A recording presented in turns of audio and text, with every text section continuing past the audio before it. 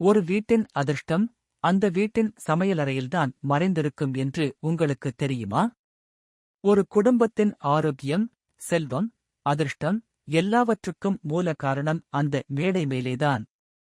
ஆனால் நாம் செய்யும் சில சிறிய தவறுகள் அந்த வீட்டுக்குள் நல்ல சக்தியை தடுத்து வறுமையையும் தகராறையும் வரவழைக்கும்.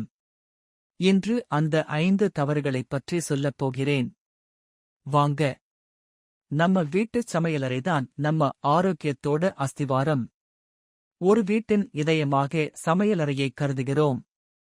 ஆனா தினமும் நாம சமைக்கிற இந்த இடத்துல நாம சில தவறுகளை செய்கிறோம். குறிப்பாக சமையலறை மேடையை குப்பையாக்குறது அல்லது பாதுகாப்புக்கு ஆபத்தான பொருட்களை வைக்கிறது. இது நம்ம சமையலறையின் அழகை மட்டுமில்லாம நம்ம குடும்பத்தோட ஆரோக்கியம், மன அமைதி மற்றும் பண வரத்து வரை எல்லாத்தையும் பாதிக்குமாம். வாழ்க வளமுடன் நண்பர்களே. இது உங்கள் புத்தா சஸ்திரா. நம்ம வாழ்க்கையை அமைதியாகவும் செல்வமாகவும் ஆன்மீகமாகவும் மாற்றப் போகும் உண்மைகள், கதைகள், ரகசியங்கள் ஒவ்வொரு நாளும் உங்களுக்காகவே.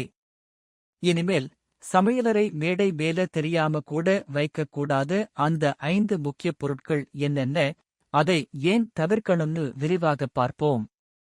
இதோ உங்கள் கவனத்துக்கு. நண்பர்களே, இந்த வீடியோவை பார்ப்பதற்கு முன்பும் இந்த கதையை கேட்பதற்கு முன்பும் ஒரு சிறிய வேண்டுகோள் என்னவென்றால், அனைவரும் வீடியோவை லைக் செய்யுங்கள். கீழே உள்ள கமெண்ட் பாக்ஸில் ஜெய் அன்னலட்சுமி என்று டைப் செய்யுங்கள். அதனால் உங்களை நேசிக்கும் அனைத்து கடவுளின் அருளும், ஆசீர்வாதமும், அமைதியும் நிச்சயமாக உங்கள் வாழ்க்கையில் பொங்கிப் பெருகும். லக்ஷ்மி மற்றும் ரகு ஒரு சாதாரண தம்பதிகள். எல்லாமே சரியாக இருந்தது. ஆனால் சில மாதங்களாக வீட்டில் ஏதோ சரியில்லாத உணர்வு. ரகுவுக்கு வேலை பிரச்சனை, குழந்தைகள் அடிக்கடி நோயால் பாதிப்பு, வீட்டில் வாதப் பிரச்சனைகள். அவர்களுக்கு புரியவில்லை எதற்காக எல்லாம் ஒரே நேரத்தில் தப்பாக நடக்குது என்று. ஒருநாள் லக்ஷ்மியின் அம்மா வீட்டுக்கு வந்தார். சமையலறைக்குள் சென்றவுடன் சிறிது நேரம் அமைதியாகப் பார்த்தார்.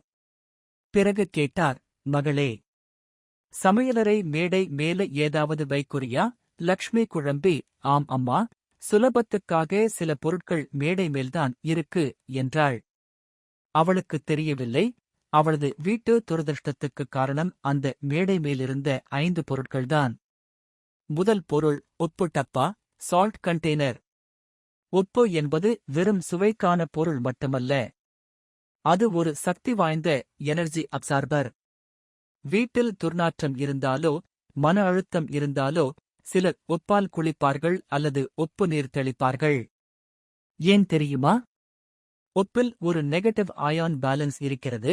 அது சுற்றியுள்ள கெட்ட சக்திகளை உறிஞ்சி நம்ம உடல் மற்றும் மனதுக்குள் அமைதியையும் சுத்தத்தையும் உருவாக்குகிறது. ஆனால் இதே உப்பை நாம் சமையலறை மேடையில் வைக்கும்போது அது அக்னி தத்துவத்தின் சக்தியை உறிஞ்சிவிடுகிறது. சமையலறை என்பது அக்னி ஸ்தலம், அங்கே உணவின் சக்தி உருவாகிறது. உப்பு அங்கே நீண்ட நேரம் இருந்தால் வீட்டில் பண சக்தி குறைய ஆரம்பிக்கும். அதனால் உப்பை எப்போதும் மூடிய டப்பாவில் வைத்து அடுக்குமாடி அலமாரியிலோ அல்லது வட திசை தட்டிலோ வைக்க வேண்டும். வாரம் ஒரு முறை உப்பு டப்பாவை சுத்தம் செய்து மாற்றினால் வீட்டில் சக்தி சுழற்சி சீராகும். இரண்டாவது, குப்பை அல்லது கழிவுகள், கார்பேஜ் ஆர் வேஸ்ட். குப்பை என்பது உடலுக்குள் உள்ள நச்சுகளைப் போல் வீட்டுக்குள் தேங்கும் துரெனர்ஜி. சிலர் சுலபத்துக்காக குப்பை தொட்டியை சமையலறை மேடை அருகே வைப்பார்கள். ஆனால் அது ஒரு பெரிய தவறு. குப்பை என்பது அசுத்தம் மட்டுமல்ல, அது நகரும் துரெனர்ஜி, அதாவது நெகட்டிவ் வைப்ரேஷன்ஸ். வீட்டின் சக்தி சுழற்சியில் குப்பை அங்கு இருந்தால் செல்வ சக்தி தங்கிவிடும். வீட்டுக்குள் தகராறு, மன அழுத்தம், நோய் போன்ற பிரச்சனைகள் கூட வரலாம். வாஸ்துப்படி குப்பை தொட்டியை சமையலறையின் தென்மேற்கு மூலையில் வைக்கக்கூடாது. அதற்கு பதிலாக தென் அல்லது மேற்கு மூலையில் தரையிலேயே வைக்க வேண்டும். மேடைமேல் குப்பை வைப்பது அக்னி தத்துவத்தையும் வாஸ்து சக்தியையும் அழைக்கும் அளவுக்கு பாதிப்பு தரும். தினமும் மாலை நேரத்தில் குப்பையை வெளியே போடுவது வீட்டில் சக்தி சுத்தத்துக்கு மிக அவசியம். மூன்றாவது, தண்ணீர் வாட்டி அல்லது பாட்டில்கள், வாட்டர் ஜார்ஸ் ஆர் பாட்டில்ஸ். நீர் என்பது பிரபஞ்சத்தின் நிலை தத்துவம். அது சாந்தம், அமைதி மற்றும் உணர்ச்சி ஆகியவற்றை குறிக்கிறது.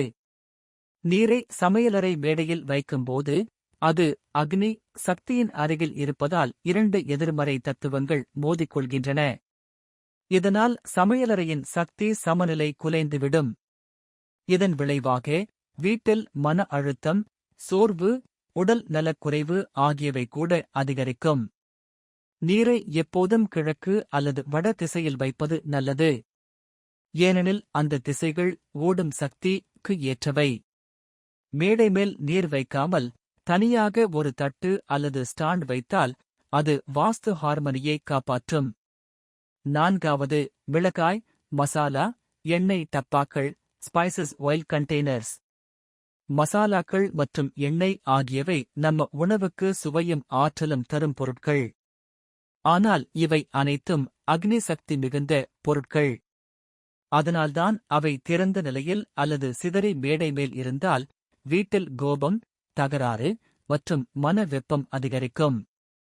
மசாலா டப்பாக்களை எப்போதும் மூடிய நிலையில் சுத்தமாக வைத்திருக்க வேண்டும். சமையலறையில் மசாலாக்கள் சிதறி இருப்பது ஃபயர் எலிமெண்ட் இம்பேலன்ஸ் உருவாக்கும். அந்த இம்பேலன்ஸ் காரணமாக வீட்டின் சக்தி சுழற்சி குழப்பமடையும். எண்ணெய் டப்பாவையும் அடிக்கடி துடைத்து சுத்தம் செய்யுங்கள். எண்ணெய் துளிகள் மேடை மேல் உலர்ந்தால் அது கட்டுண்ட சக்தியை உருவாக்கும்.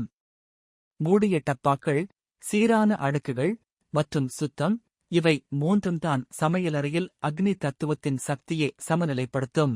ஐந்தாவது, பாழான பொருட்கள், புரோக்கன் ஆர் எக்ஸ்பயர்ட் ஐட்டம்ஸ். வீட்டில் இருக்கும் உடைந்த கண்ணாடி, பழைய டப்பா, பாழான கத்தி, இவை அனைத்தும் டெட் எனர்ஜியை சேர்த்துக் கொண்டிருக்கும் பொருட்கள். ஒரு பொருள் உடைந்தது என்றால் அதில் ஓடும் சக்தி நிற்கிறது. அந்த நிற்கும் சக்தி வீட்டின் பிராண சக்தியையும் அடக்கிவிடும். அதனால் இத்தகைய பொருட்களை சமையலறை மேடையில் வைத்தால் அது வீட்டு அதிர்ஷ்ட சக்தியை மந்தமாக்கும். இதுவே சில சமயங்களில் காரணமில்லாமல் சோர்வு, மன அழுத்தம் அல்லது சிறு தகராறுகள் வருவதற்கான ரகசியம். பாழான பொருட்களை விட்டுவிடுங்கள். வீடு சுத்தமாக இருந்தால் மனமும் சுத்தமாக இருக்கும். வாஸ்துப்படி உடைந்த பொருட்கள் வீட்டில் இருந்தால் லட்சுமி சக்தி தங்கிவிடாது. அதனால் வாரம் ஒருமுறை சமையலறையை சுத்தம் செய்து தேவையில்லாதவற்றை அகற்றுவது மிக முக்கியம். இந்த 5 சிறிய பழக்கங்கள்தான் வீட்டின் சக்தியை பெரிதாக பாதிக்கின்றன. சமையலறை என்பது உணவு சமைக்கும் இடம் மட்டுமல்ல, அது ஒரு ஆற்றல் உற்பத்தி மையம். அங்கே சுத்தம், ஒழுங்கு மற்றும் சரியான திசை பழக்கங்கள் இருந்தால் அந்த வீட்டில் செல்வம், ஆரோக்கியம், அமைதி அனைத்தும் தானாகவே வரத் தொடங்கும்.